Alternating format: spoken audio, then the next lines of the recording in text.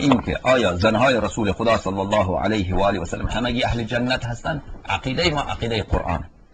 یا نساء النبی لستن کاحد من النساء این اتقیتن. بله، زنهای رسول خدا صلی الله علیه و سلم افضل هستند، اشرف هستند، فضیلت دارند. به شرط چی؟ به شرط تقوا. به شرط تقوا. اگر زنهای رسول خدا صلی الله علیه و آله و سلم اهل تقوا بودند، بله اشرف هستند از بقیه زنها. اما اگر تقوا را مراعات نکردند، باز موقف ما موقف قرآن کریمه.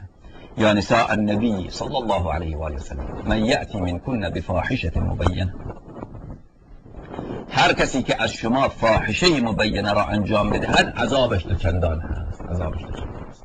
فعل بد انجام بدهد، فعل بد فاحشه مبینه زنا هست، فعل بد فاحشه مبینه دشمنی با اهل بیت علیهم السلام، این فعل بد